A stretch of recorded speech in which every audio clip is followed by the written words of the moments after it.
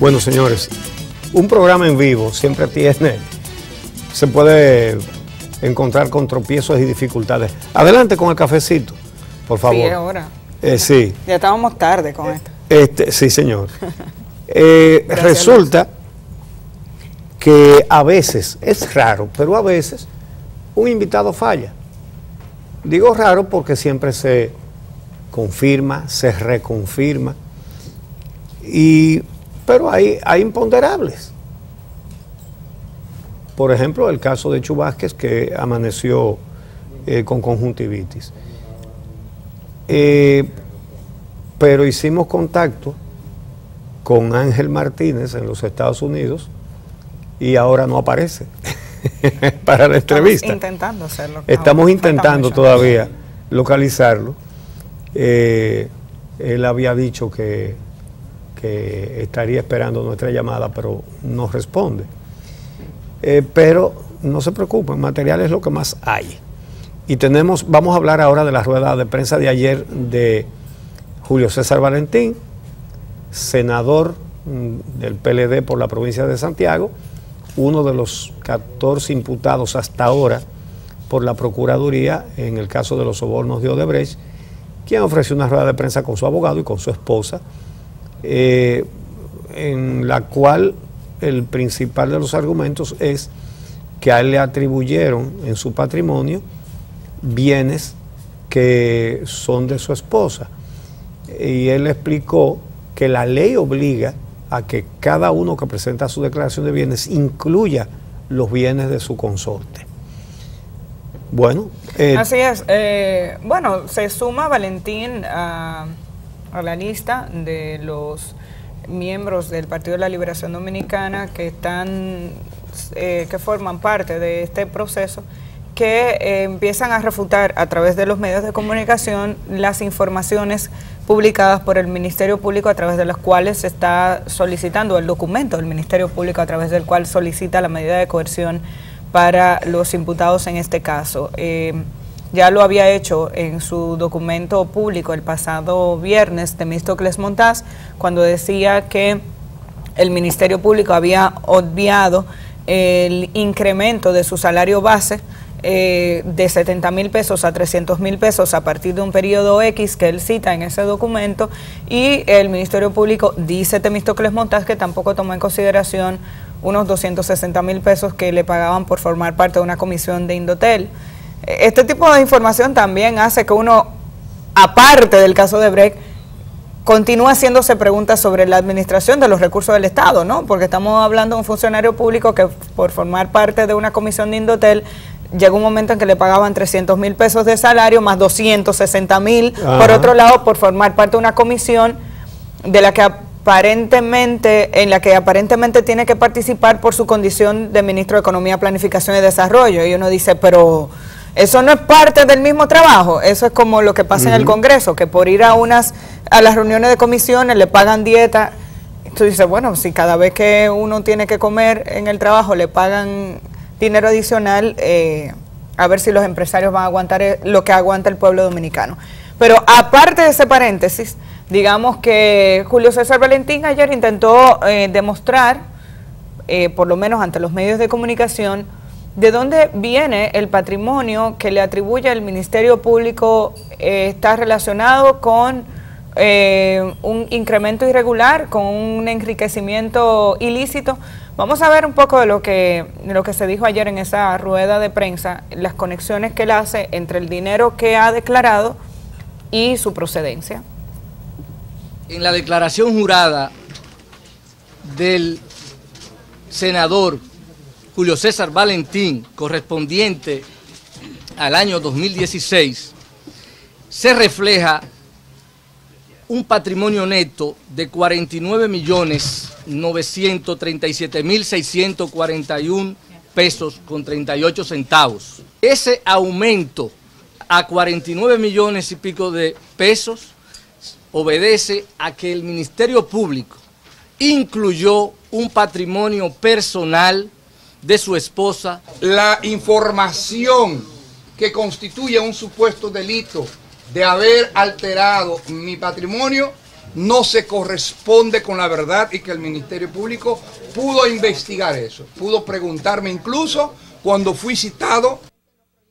Bueno, dice Valentín que en términos formales su patrimonio asciende a 20 millones de pesos, que se suman a los 24, son 24 en realidad, pero hay unos 4 millones, según los datos que ellos dieron en esta rueda de prensa, que están relacionados con una hipoteca, quedándole entonces un patrimonio de 20.2 millones, que es proporcional con los salarios que él ha recibido durante sus funciones legislativas. Él tiene ya varios periodos y el salario de los legisladores, ustedes saben que es bastante elevado con relación al de la mayoría de los dominicanos y dominicanas. No, por otro lado, son tan elevados que además del salario tú le tienes que sumar dietas y cosas. Dietas, cofrecitos, barrilitos, gasolina, exoneraciones. Gasolina, que bueno, Valentín fue que dijo que los 70.000 de la gasolina no le daban. Pero además tú sabes que siempre sale que tienen 6 vehículos, 7 vehículos.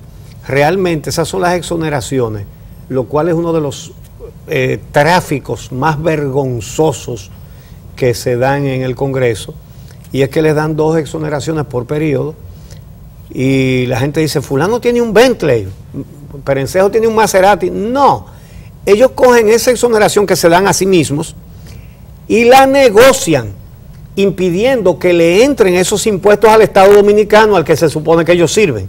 Porque el que tiene y que se la venden Bentley a uno que quiere el Bentley o que quiere el Maserati. Además, uno se pregunta, ahora, ¿por qué el que tiene un Bentley no paga el impuesto de ese supercarro? Perdón, pero usted que quiere, que hace muchísimo sacrificio para comprar, qué sé yo, pues un Renault, un Mazda, un Kia, cualquier carro pequeño, usted tiene que pagarlo todo. Y yo no sé en cuánto están los impuestos ahora por vehículo, pero muy probablemente usted está pagando de impuestos tanto o algo más de lo que vale el carro. Pero ellos no. Es decir, los legisladores aprueban los impuestos que usted va a pagar y ellos dicen, paguen ustedes, y hacen así, se ríen, le sacan la lengua a usted y dicen, y yo no pago. ¿Qué le parece? Y inscríbase usted en el seguro de salud que quiera y en la asociación de fondos de pensiones que usted quiera. No los vamos a regular, nadie va a supervisar eso, ellos, los dueños se van a enriquecer, pero nosotros tenemos la propia, a través de la cual recibimos casi todo el salario cuando nos vamos. El tema es que a través de esas ruedas de prensa, con relación a los vehículos, Valentín indicó precisamente eso, que hay unos 6 vehículos de alto cilindraje y de lujo que aparecen a su nombre, que él dice ha solicitado a la Superintendencia de Seguros la información relacionada con la propiedad formal de estos vehículos para poder demostrar que no son propios, sino que están relacionados con exoneraciones que él ha vendido y con esas exoneraciones han entrado por aduana esos vehículos.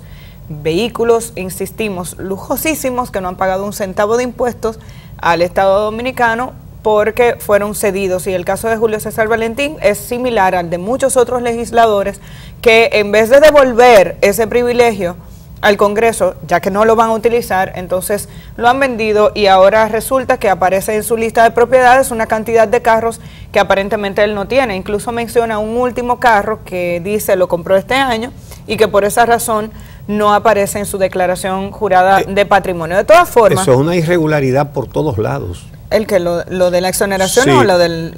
Lo de la exoneración no tiene la connotación que le está dando el Ministerio Público, pero es una irregularidad de todo el tamaño. Claro, y bueno, en cualquier día de estos rescato una investigación que hice al respecto. O sea, es que además no es solamente el tema jurídico, está el tema moral también de los congresistas a la hora de evaluar este tipo de situación. De todas maneras, estamos hablando de otro imputado que trata de demostrar cómo su declaración jurada de patrimonio, cómo puede justificar los ingresos que aparecen en su declaración jurada de patrimonio, ya que el Ministerio Público hasta ahora en el documento que ha presentado para solicitar la medida de coerción, digamos que este es el principal argumento que ha usado para enviar a la justicia a los 10 detenidos hasta ahora o a los 14 mencionados en este caso.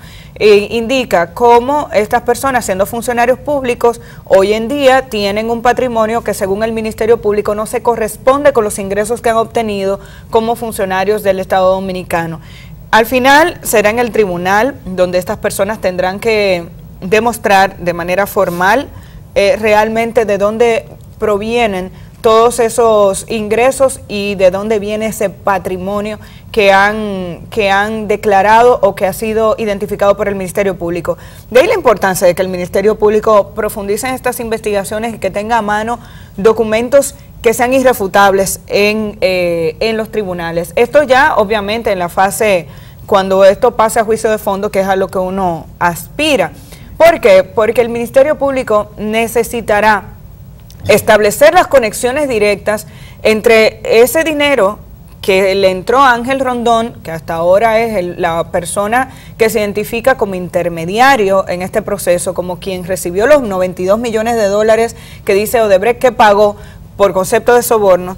Hay que establecer el vínculo entre ese dinero y la salida de ese dinero de Ángel Rondón hacia las manos de funcionarios públicos o personas ligadas a los contratos que obtuvo Odebrecht en el país. Creo que vale la pena destacar que en otras naciones ya se ha podido demostrar incluso que el dinero pagado por Odebrecht por concepto de soborno está por encima de lo que declaró originalmente. Es el caso, me parece que fue de Perú o Colombia, donde ya se han identificado 10 millones de dólares más que lo que Odebrecht admitió en los Estados Unidos. Por eso decimos que el trabajo del Ministerio Público no puede circunscribirse exclusivamente a lo que ha dicho Odebrecht. El trabajo del Ministerio Público en la República Dominicana tiene que ser mucho más amplio. Tiene que ser una investigación profunda, tomando en cuenta los intereses nuestros, los intereses de los dominicanos, que vayan más allá de lo que pudo haber dicho Odebrecht en territorios extranjeros en busca de una salida para un acuerdo que le permitiría continuar trabajando en los Estados Unidos, que es lo que finalmente ocurrió. La información incluso que ha entregado Odebrecht en Brasil es una información limitada, que obedece incluso a las intenciones y a los intereses que tenía Brasil para poder condenar a sus involucrados en su país. Por tanto, lo que se haya dicho de República Dominicana solo puede servir de base para el inicio de una investigación formal en República Dominicana que le permita al Ministerio Público identificar quiénes fueron los sobornados, hasta dónde llegaba esta red, cómo fue posible que Odebrecht ganara, entre comillas, una serie de concursos con todas esas leyes favorables a la transparencia que hay en República Dominicana. Ajá. ¿Cómo es que Odebrecht participó en concursos y la misma empresa dice que a través de las relaciones fue que logró ganarlos, y todo esto entre comillas? ¿Cómo es que se agenciaron y se tramitaron los financiamientos con mayor rapidez? ¿Quiénes fueron los involucrados? Pero además el financiamiento de las campañas políticas y la posibilidad de que haya habido irregularidades ahí, aunque la ley electoral en República Dominicana no establece sanciones, sí dice que es un delito que una empresa extranjera financie campañas políticas en República Dominicana a través de su artículo 55. Esos mismos legisladores se encargaron de no establecer las sanciones que vendrían como consecuencia de ello. Pero sí sería importante saber el vínculo que puede tener Odebrecht con las fuerzas políticas de República Dominicana. Y lo he dicho en más de una ocasión, tuve la oportunidad de entrevistar a Temístocles Montaz a finales de enero, donde él decía, Ángel Rondón lo conocía a todo el mundo. Y parece que sí. Si usted entra a buscar a Ángel Rondón, se encontrará... Incluido él. Sí, obviamente. Sí, claro. Pero él dice que él no sabía que el dinero era de Odebrecht. No, pero él dice que conocía a Ángel Rondón. Sí. Él no lo ha negado nunca. No lo ha negado nunca. Puede. Entonces, ni siquiera en esa declaración anterior del pasado viernes. Por tanto, ¿qué pasaba con las campañas políticas de nuestro país? ¿Y qué ha pasado hasta ahora? Y a partir de ahí, tenemos que subir los niveles de control en la República Dominicana. ¿Qué pasa con todas esas estructuras? ¿Qué pasó con la Contraloría General de la República? ¿Qué pasó con la Cámara de Cuentas? Se dedicó a hacer auditorías de los pequeños ayuntamientos y se olvidó del dinero grande. ¿Dónde estaba el Congreso Nacional? Metido de cabeza todas las organizaciones políticas que aquí se permitió que todo esto ocurriera en las narices de ¿Cuántos congresistas tenemos? 200 y pico. Sí. De 200 y pico de personas y que nadie llamara la atención. Solamente la Cámara de Diputados tiene 190. Ok. 2 o 3 congresistas, hay que decirlo, que en algún momento dijeron algo huele mal, alguno decidió no aprobar porque le parecía que Odebrecht tenía mucha suerte. Pero ¿cómo fue posible que durante todo este periodo de 13 años, admitido por Odebrecht 13 años, todo esto pasara en las narices de una serie de órganos de control y por tanto de gente pagada por el pueblo dominicano que no se dio cuenta de nada? La superintendencia de bancos, si es que se demuestra que hubo depósitos extraordinarios. ¿Dónde estaban todas esas personas que hoy en día tienen que rendir cuentas y explicarle al pueblo dominicano cómo ocurrió todo esto y no se saltaron las alarmas? Incluye ahí a la Comisión de Ética, que es uno de los organismos que, de acuerdo con el doctor Leonel Fernández, ellos son los que más mecanismos y leyes han creado para combatir la corrupción. ¿Dónde estaban?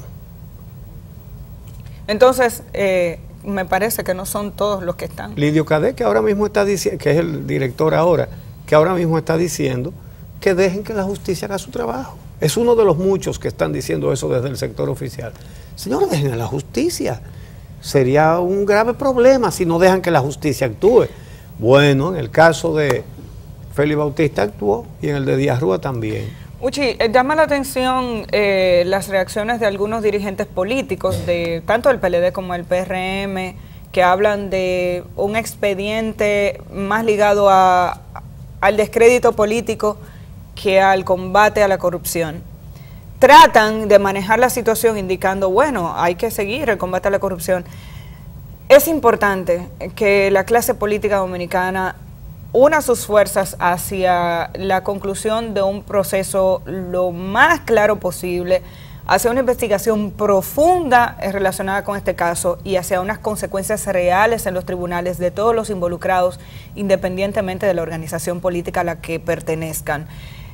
No se le puede pedir, obviamente, a gente que tiene años compartiendo con posibles involucrados en este caso, que hoy en día o no los visiten o no se relacionen, porque hay un tema de carácter personal en el que uno no debe intervenir. Ahora, las estructuras político-partidarias lo que deberían estar abogando en República Dominicana es porque este caso, como dice el Procurador General de la República, llegue hasta las últimas consecuencias, pero consecuencias reales, que haya un sometimiento a la justicia de los que verdaderamente están involucrados, que se desarrolle un expediente lo suficientemente sólido para que no se caiga en los tribunales y a partir de ahí presionar en los tribunales para que se juzgue y se sancione a los que metieron la mano en este caso, independientemente de la fuerza política a la que pertenezcan, porque hasta ahora aquí estamos hablando de la administración de Hipólito Mejía, la administración del doctor Leonel Fernández y la administración de Danilo Medina.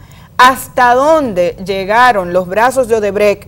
¿Se quedaron en funcionarios medios o esto subió? Eso es lo que el Ministerio Público no nos ha dicho hasta este momento y es lo que la población está esperando. Vamos a hacer una pausa y regresamos en un momento.